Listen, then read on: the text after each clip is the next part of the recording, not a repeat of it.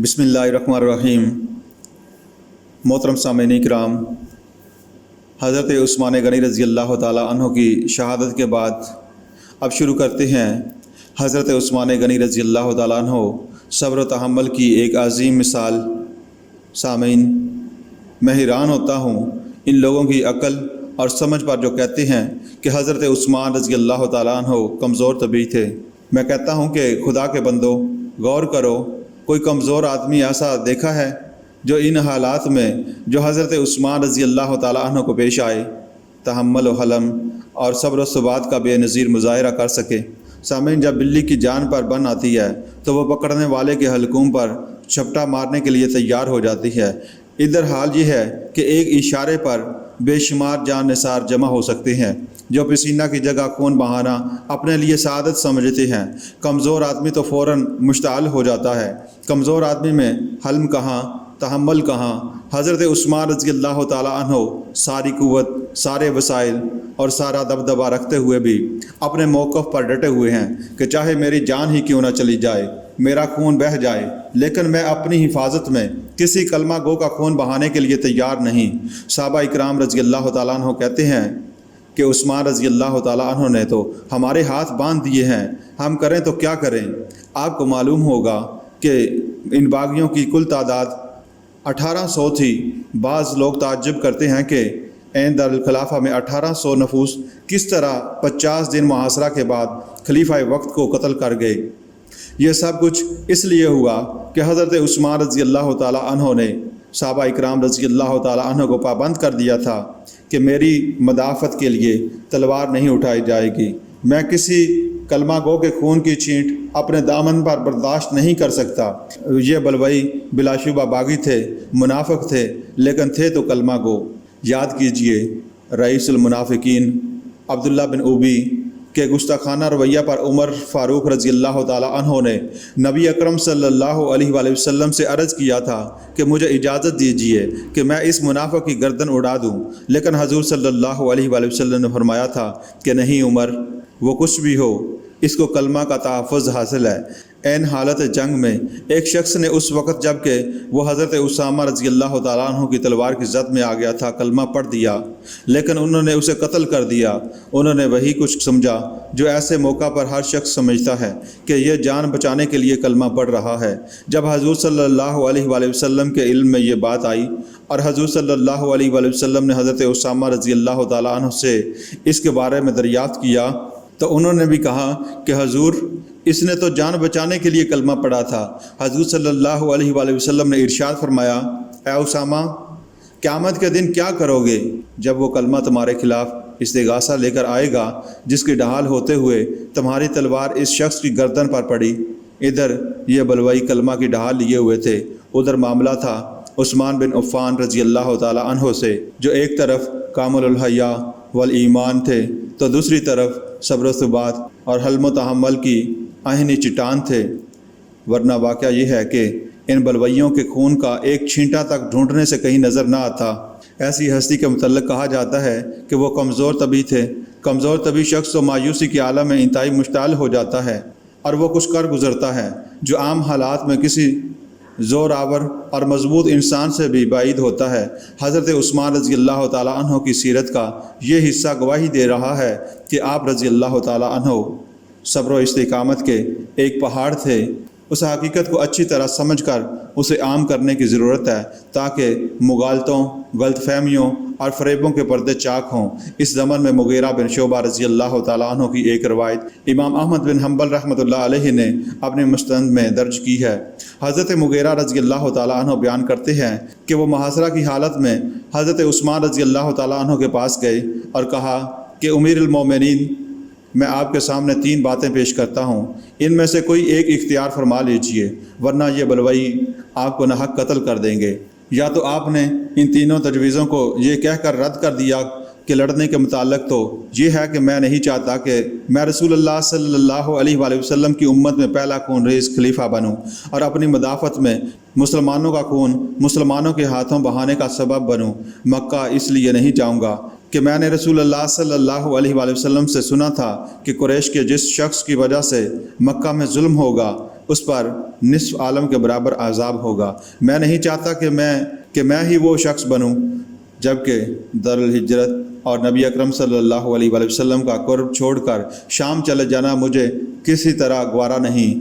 ابن سیرین رحمۃ اللہ علیہ سے روایت ہے کہ حضرت زید بن ثابت رضی اللہ تعالیٰ عنہ بلویوں کا محاصرہ توڑ کر حضرت عثمان رضی اللہ تعالیٰ عنہ کے پاس آئے اور کہا، انصار دروازے پر موجود ہیں اور کہتے ہیں کہ اگر آپ چاہیں تو ہم 2 مرتبہ نثار اللہ بن جائیں۔ حضرت عثمان رضی اللہ تعالیٰ عنہ نے جواب دیا کہ میں قتال کی اجازت نہیں دے سکتا۔ اسی قسم کی ایک روایت حضرت حسن رضی اللہ تعالیٰ عنہ سے بھی مروی ہے کہ انصار حضرت عثمان رضی اللہ تعالیٰ عنہ کے پاس آئے اور کہا، یا امیر المومنین، ہم چاہتے ہیں کہ خدا کی دوسری مرتبہ مدد کریں۔ ایک مرتبہ تو ہم نے رسول اللہ صلی اللہ علیہ وآلہ وسلم کی مدد کی تھی، اب دوسری مرتبہ آپ کی مدد کرنا چاہتے ہیں۔ حضرت عثمان رضی اللہ تعالیٰ عنہ نے جواب دیا، مجھے اس کی ضرورت نہیں، میں اس لیے ہرگز خون ریزی کی اجازت نہیں دوں گا، تم واپس چلے جاؤ۔ حضرت حسن رضی اللہ تعالیٰ عنہ مزید کہتے ہیں کہ باخدا اگر وہ لوگ صرف چادروں سے آپ رضی اللہ تعالیٰ عنہ کی حفاظت کرتے تو آپ کو بچا لیتے۔ ایسے شخص کے متعلق یہ حکم لگانا کہ وہ کمزور طبعی تھے انتہائی ظلم نہیں تو اور کیا ہے۔ میں پھر یہ عرض کروں گا کہ ایسے لوگوں میں خود عقل نہیں، یا وہ دوسرے سب لوگوں کو اتنا بے وقوف سمجھتے ہیں کہ جو بات یہ کہہ دیں وہ باور کر لی جائے گی۔ حضرت علی رضی اللہ تعالیٰ عنہ اپنی سی ساری کوشش کرنے بلکہ اپنی جان دے کر بھی فتنہ کو نہ روک سکے، تو ان کی شجاعت، جرات اور شیر خدا ہونے پر کوئی نقص واقع نہیں ہوتا، تو حضرت عثمان رضی اللہ تعالیٰ عنہ کیسے کمزور ہو گئے، جبکہ انہوں نے ابھی اپنا خون صرف فتنہ کو سر اٹھانے کا موقع نہ دینے کی وجہ سے دے دیا۔ سامعین، اس بات کی مسلمانوں میں خوب نشر و اشاعت کی ضرورت ہے کہ ہمارے نزدیک میدان قتال میں کفار کے ہاتھوں شہید ہونے والوں میں پوری امت میں سب سے افضل حضرت حمزہ بن عبد المطلب رضی اللہ تعالیٰ عنہ ہیں، جن کا لاشا اس حال میں رحمت للعالمین صلی اللہ علیہ وآلہ وسلم کی نگاہوں کے سامنے تھا کہ پیٹ چاک اور کلیجہ چبایا ہوا تھا۔ آپ رضی اللہ تعالیٰ عنہ کو ترجمان وحی صلی اللہ علیہ وآلہ وسلم نے سید الشہداء کا لقب دیا تھا۔ امت کی تاریخ میں دوسرا المناک سانحہ ایک مجوسی غلام کے ہاتھوں حضرت عمر فاروق رضی اللہ تعالیٰ عنہ کے چراغ حیات کا گل ہونا تھا۔ اسی طرح ایک نام نہاد کلمہ گو کے ہاتھوں حضرت علی رضی اللہ تعالیٰ عنہ کی شہادت بھی امت کے لیے ایک سانحہ سے کم نہیں، لیکن مظلومیت کے لحاظ سے تاریخ اسلام میں سب سے زیادہ المناک، سب سے زیادہ دردناک اور سب سے زیادہ عظیم سانحہ امام برحق، خلیفہ راشد، امیر المومنین حضرت عثمان غنی ذو النورین رضی اللہ تعالیٰ عنہ کی شہادت ہے۔ حضرت حسین رضی اللہ تعالیٰ عنہ کی شہادت ان سب کے بعد آتی ہے۔ یہ حضرت عثمان رضی اللہ تعالیٰ عنہ کا خون ناحق ہی تھا، جس کی وجہ سے اللہ کا غضب آیا، اور پھر حضرت علی رضی اللہ تعالیٰ عنہ کے دور خلافت میں 84,000 مسلمان ایک دوسرے کے ہاتھوں شہید ہوئے، خون کی ندیاں بہہ گئیں، فتوحات کا سلسلہ رک گیا اور فتنہ فساد کی آگ بھڑک اٹھی۔ مسلمانوں میں ایسا تفرقہ پڑا کہ 1400 سال بھی اس کو پاٹ نہ کر سکے، بلکہ وہ ہر دور میں وسیع سے وسیع تر ہوتا چلا جا رہا ہے۔ میدان کربلا میں حضرت حسین رضی اللہ تعالیٰ عنہ کی شہادت کے ذمہ دار بھی دراصل وہی سازشی لوگ تھے جن کی ریشہ دبانیوں کے نتیجہ میں 18 ذی الحج 36 ہجری کو امام مظلوم حضرت عثمان رضی اللہ تعالیٰ عنہ شہید کیے گئے، اور حضرت حسین رضی اللہ تعالیٰ عنہ کی شہادت پر واویلا اور ماتم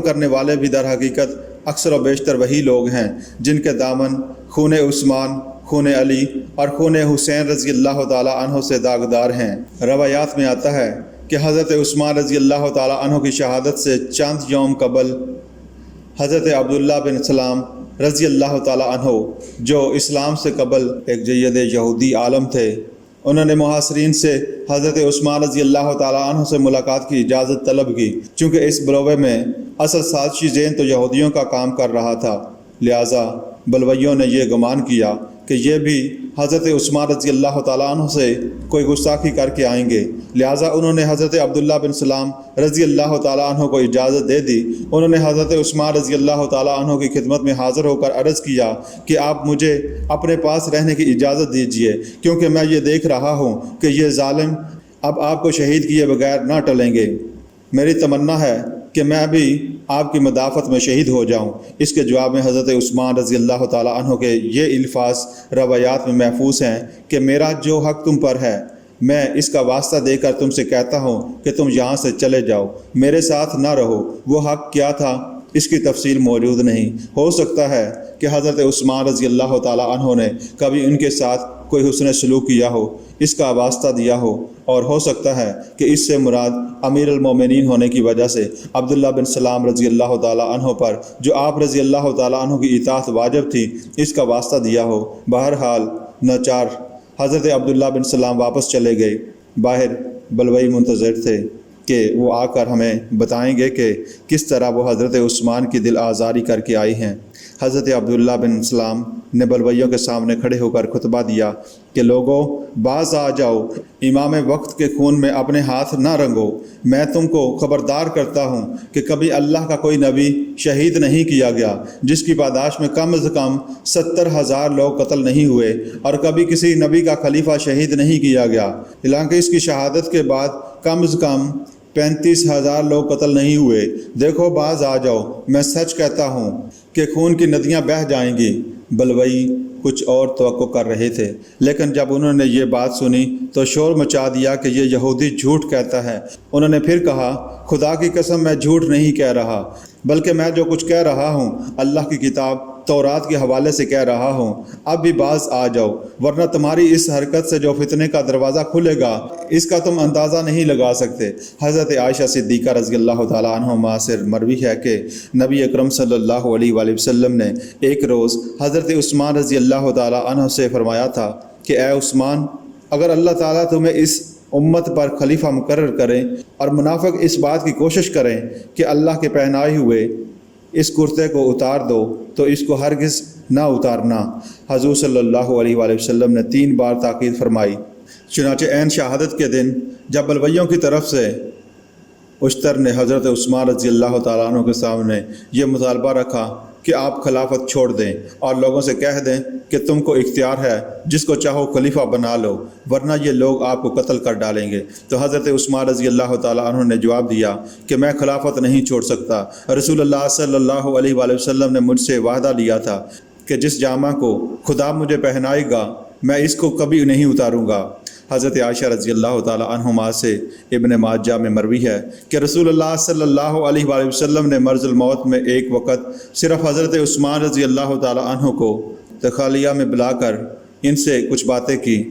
اس دوران حضرت عثمان رضی اللہ تعالیٰ عنہ کا چہرہ متغیر ہوتا چلا گیا۔ حضرت عثمان رضی اللہ تعالیٰ عنہ کے غلام ابو زہلہ نے بیان کیا کہ شہادت سے پہلے حضرت عثمان رضی اللہ تعالیٰ عنہ نے مجھ سے کہا کہ رسول اللہ صلی اللہ علیہ وآلہ وسلم نے مجھ سے عہد لیا تھا کہ میں صابر رہوں۔ اس کامل الحیا والایمان کے اطاع اور تقوی کی عین شہادت کے دن والی شان بھی دیکھیے۔ اس وقت آپ رضی اللہ تعالیٰ عنہ کے پاس 20 غلام تھے۔ ان سب کو یہ کہہ کر آزاد کر دیا کہ میرا تو آخری وقت آ گیا ہے۔ آپ رضی اللہ تعالیٰ عنہ نے ساری عمر کبھی شلوار نہیں پہنی تھی، لیکن جب معلوم ہو گیا کہ وقت آ کر قریب ہے تو اس خیال سے کہ مبادا اس ہنگامے میں اریاں ہو جاؤں شلوار منگوائی اور پہنی۔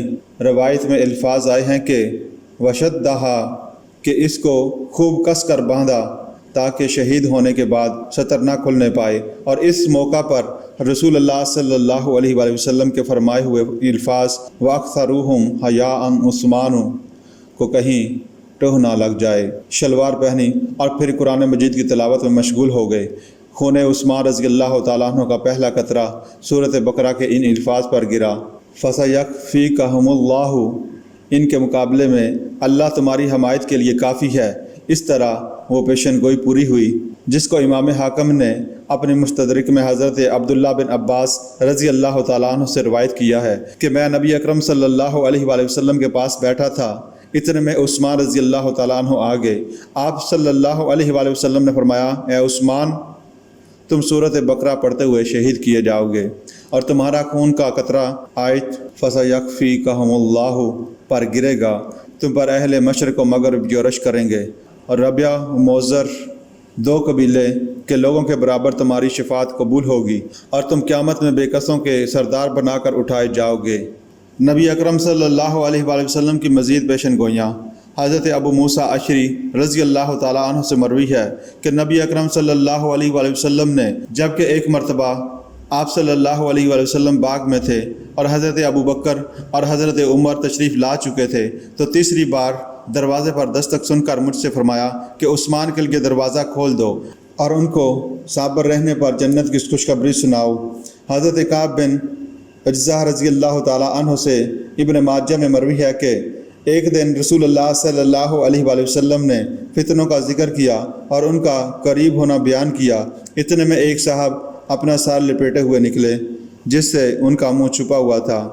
آپ صلی اللہ علیہ وآلہ وسلم نے فرمایا کہ یہ اس دن حق پر ہوگا۔ میں نے لپک کر ان صاحب کے ہاتھ پکڑ لیے اور ان کا چہرہ کھول کر حضور صلی اللہ علیہ وآلہ وسلم کی طرف کرتے ہوئے عرض کیا، یہی؟ آپ صلی اللہ علیہ وآلہ وسلم نے جواب میں فرمایا، ہاں یہی۔ یہ صاحب حضرت عثمان رضی اللہ تعالیٰ عنہ تھے۔ اس حدیث کو امام ترمذی نے بھی بیان کیا ہے۔ حضرت زرارہ رضی اللہ تعالیٰ عنہ نے نبی اکرم صلی اللہ علیہ وآلہ وسلم سے اپنا خواب بیان کیا کہ میں نے دیکھا کہ ایک آگ نکلی جو میرے اور میرے بیٹے کے درمیان حائل ہو گئی۔ حضور صلی اللہ علیہ وآلہ وسلم نے فرمایا کہ آگ وہ فتنہ ہے جو میرے بعد ہوگا۔ لوگوں نے دریافت کیا، یا رسول اللہ فتنہ کیسا؟ حضور صلی اللہ علیہ وآلہ وسلم نے فرمایا، آگ وہ فتنہ ہے جس میں لوگ اپنے امام کو قتل کر ڈالیں گے، جس کے بعد آپس میں خوب لڑیں گے۔ مسلمان کا خون مسلمان کے نزدیک پانی کی طرح خوشگوار ہوگا۔ برائی کرنے والا اپنے آپ کو نیک گمان کرے گا۔ ان حضور صلی اللہ علیہ وآلہ وسلم اس ارشاد میں امام سے مراد حضرت عثمان رضی اللہ تعالیٰ عنہ ہیں، کیونکہ ان کی شہادت کے بعد ہی مسلمانوں میں آپس میں خون ریزی ہوئی۔ ترمذی میں حضرت ابن عمر رضی اللہ تعالیٰ عنہ سے مروی ہے کہ نبی اکرم صلی اللہ علیہ وآلہ وسلم نے ایک فتنہ کا ذکر کیا اور اس موقع پر حضرت عثمان رضی اللہ تعالیٰ عنہ کی طرف اشارہ کر کے فرمایا کہ اس میں یہ مظلوم شہید ہوں گے۔ حضرت ابو ہریرہ رضی اللہ تعالیٰ عنہ سے مروی ہے کہ میں نے رسول اللہ صلی اللہ علیہ وآلہ وسلم سے سنا، آپ صلی اللہ علیہ وآلہ وسلم فرماتے تھے کہ عنقریب فتنہ و اختلاف ہوگا۔ ہم نے کہا، آپ ہم کو کیا حکم دیتے ہیں؟ آپ صلی اللہ علیہ وآلہ وسلم نے فرمایا کہ امین یعنی عثمان رضی اللہ تعالیٰ عنہ اور ان کے احساب کا ساتھ اختیار کرنا۔ حضرت عبداللہ بن مسعود رضی اللہ تعالیٰ عنہ شہادت عثمان رضی اللہ تعالیٰ عنہ سے قبل وفات پا چکے تھے، لیکن ان کے غلام ابو سعید سے مروی ہے کہ عبداللہ بن مسعود رضی اللہ تعالیٰ عنہ کہا کرتے تھے کہ خدا کی قسم اگر لوگ عثمان رضی اللہ تعالیٰ عنہ کو شہید کر دیں گے تو ان کا جانشین نہیں ملے گا۔ حضرت سعید بن زید رضی اللہ تعالیٰ عنہ نے یک عشرہ مبشرہ شہادت عثمان رضی اللہ تعالیٰ عنہ کے بعد کہا، اگر تمہارے اس معاملہ سے جو تم نے عثمان رضی اللہ تعالیٰ عنہ کے ساتھ کیا ہے خدا کا عرش اپنی جگہ سے ہل جاتا تو بعید نہیں تھا۔ عالم اولین و آخرین یعنی عبداللہ بن سلام رضی اللہ تعالیٰ عنہ کہا کرتے تھے کہ لوگوں نے عثمان رضی اللہ تعالیٰ عنہ کو قتل کر کے اپنے اوپر ایسے فتنے کا دروازہ کھول لیا ہے جو قیامت تک بند نہ ہوگا۔ اب جو تلواریں کھینچ لی گئی ہیں وہ قیامت تک میانوں میں بند نہ ہوں گی۔ حضرت عائشہ صدیقہ رضی اللہ تعالیٰ عنہ حضرت سے کہا کرتی تھیں کہ باغیوں نے عثمان رضی اللہ تعالیٰ عنہ کو شہید کر دیا، حالانکہ وہ سب سے زیادہ صلہ رحمی کرنے والے اور اللہ سے ڈرنے والے تھے۔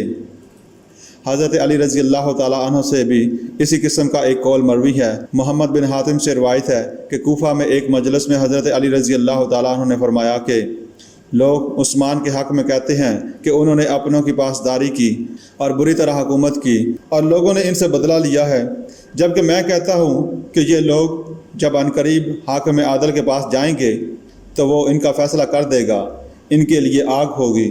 محمد بن حاتب کہتے ہیں کہ حضرت علی رضی اللہ تعالیٰ عنہ نے پھر مجھ سے کہا کہ اے محمد بن حاتب، جب تم مدینے جاؤ اور لوگ تم سے عثمان کی بابت دریافت کریں تو کہنا کہ خدا کی قسم وہ ان لوگوں میں سے تھے جن کی قرآن نے یہ صفت بیان کی ہے، اذا اتقوا وآمنوا وعملوا الصالحات ثم اتقوا وآمنوا ثم اتقوا واحسنوا واللہ یحب المحسنین۔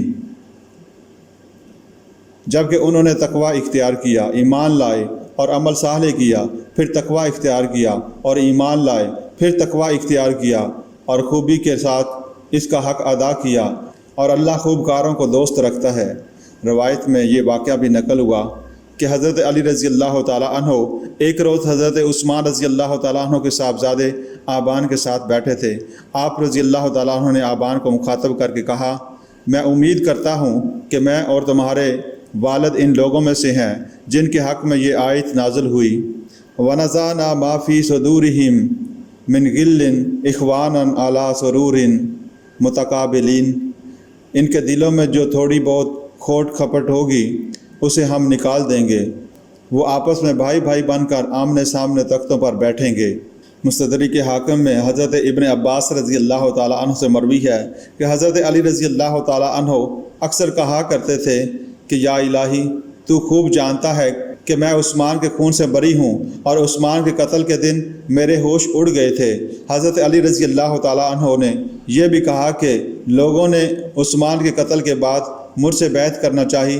میں نے کہا، با خدا مجھے ان لوگوں سے بیعت لیتے شرم آتی ہے جنہوں نے اس شخص کو قتل کر ڈالا جس کے حق میں رسول اللہ صلی اللہ علیہ وآلہ وسلم نے فرمایا ہے کہ کیا میں اس سے شرم نہ کروں جس سے ملائکہ شرم کرتے ہیں، پس میں بھی خدا سے شرم کرتا ہوں۔ لوگ چلے گئے۔ جب عثمان رضی اللہ تعالیٰ عنہ دفن ہو گئے اور امت بغیر خلیفہ کے رہ گئی، اہل مدینہ نے بھی بیعت کے لیے اصرار کیا تو میں نے بیعت لے لی، اور اس وقت میں نے کہا، اے اللہ، عثمان رضی اللہ تعالیٰ عنہ کا بدلہ مجھ سے لے لے یہاں تک کہ تو راضی ہو جا۔ حضرت عبداللہ بن عباس رضی اللہ تعالیٰ عنہ کہا کرتے تھے کہ اگر سب لوگ قتل عثمان پر متفق ہو جاتے تو ان پر مثل قوم لوط پتھر برستے۔ حضرت حماد بن سلمہ رضی اللہ تعالیٰ عنہ کہا کرتے تھے کہ عثمان رضی اللہ تعالیٰ عنہ جس دن خلیفہ بنائے گئے اس دن وہ سب سے افضل تھے، اور جس روز شہید کیے گئے اس دن وہ خلافت والے دن سے زیادہ اشرف تھے۔ ان سے زیادہ افضل و اشرف روح زمین پر کوئی نہیں تھا، اور مصحف کے بارے میں وہ ویسے ہی سخت تھے جیسے ابو بکر رضی اللہ تعالیٰ عنہ قتال مرتدین اور معانین زکوٰۃ کے بارے میں شدید تھے۔ حضرت ابن عمر رضی اللہ تعالیٰ عنہ شہادت عثمان رضی اللہ تعالیٰ عنہ پر اتنے دل گرفتہ اور آزردہ خاطر تھے کہ انہوں نے لوگوں سے ملنا جلنا ترک کر دیا تھا۔ ان سے مروی ہے کہ شہادت کے دن عثمان صبح اٹھے تو کہا کہ میں نے آج رات کو نبی اکرم صلی اللہ علیہ وآلہ وسلم کو خواب میں دیکھا۔ آپ صلی اللہ علیہ وآلہ وسلم نے فرمایا، اے عثمان، آج تم روزہ میرے ساتھ افطار کرو۔ چنانچہ عصر کی نماز کے بعد جمعہ کے دن روزے کی حالت میں حضرت عثمان رضی اللہ تعالیٰ عنہ شہید ہوئے۔ حضرت حسن بن علی رضی اللہ تعالیٰ عنہ کا خواب۔ روایت میں آتا ہے کہ حضرت حسن بن علی رضی اللہ تعالیٰ عنہ جن کو بلویوں نے اس وقت زخمی کر دیا تھا جب وہ حضرت عثمان رضی اللہ تعالیٰ عنہ کو محاصرے کی حالت میں پانی پہنچانا چاہتے تھے، حضرت علی رضی اللہ تعالیٰ عنہ کے دور خلافت میں خطبہ بیان کرنے کے لیے کھڑے ہوئے۔ اس خطبے میں انہوں نے اپنا ایک خواب بیان کیا۔ اس خواب سے بھی یہ معلوم ہوتا ہے کہ اس عالم اسباب میں جو کچھ ہوتا ہے اس کی ایک تو ظاہری شکل ہوتی ہے اور ایک باطنی حقیقت ہوتی ہے۔ حضرت حسن رضی اللہ تعالیٰ عنہ نے فرمایا، لوگو، میں نے کل رات ایک عجیب و غریب خواب دیکھا۔ میں دیکھتا ہوں کہ اللہ تعالیٰ کی عدالت لگی ہوئی ہے، پروردگار کائنات اپنے عرش پر ہیں، نبی اکرم صلی اللہ علیہ وآلہ وسلم تشریف لاتے ہیں اور عرش کا ایک پایا پکڑ کر کھڑے ہو جاتے ہیں۔ پھر حضرت ابو بکر رضی اللہ تعالیٰ عنہ آتے ہیں اور حضور صلی اللہ علیہ وآلہ وسلم کے شانہ مبارک پر اپنا ہاتھ رکھ کر کھڑے ہو جاتے ہیں۔ پھر حضرت عمر رضی اللہ تعالیٰ عنہ آتے ہیں اور وہ حضرت ابو بکر رضی اللہ تعالیٰ عنہ کے شانہ پر ہاتھ رکھ کر کھڑے ہو جاتے ہیں۔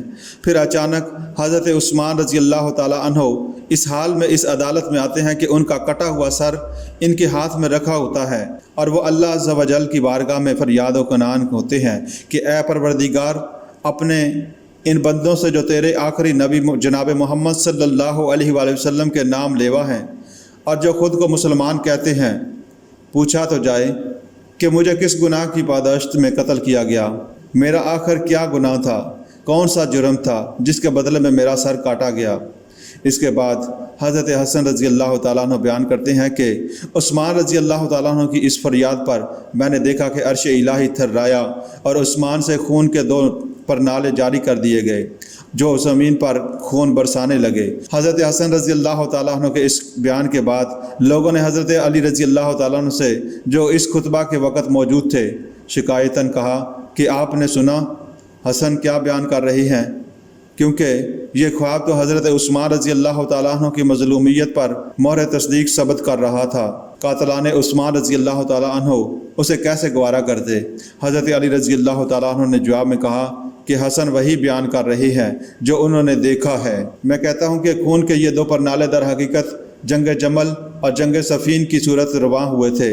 یہ حضرت عثمان رضی اللہ تعالیٰ عنہ کے خون ناحق پر اللہ کے غضب کی دو نشانیاں تھیں، جن کی خبر عبداللہ بن سلام رضی اللہ تعالیٰ عنہ پہلے دے چکے تھے کہ اللہ کا کوئی نبی شہید نہیں کیا گیا مگر اس کے بعد 70,000 لوگ قتل ہوئے، اور کسی نبی کا کوئی خلیفہ شہید نہیں کیا گیا مگر اس کے بعد 35,000 لوگ مقتول ہوئے۔ لیکن یہاں معاملہ 84,000 کا ہے جو ان دونوں جنگوں میں خود مسلمانوں کے ہاتھوں قتل ہوئے۔ اللہ تعالیٰ کی ہزاروں رحمتیں نازل ہوں حضرت عثمان ذو النورین رضی اللہ تعالیٰ عنہ پر۔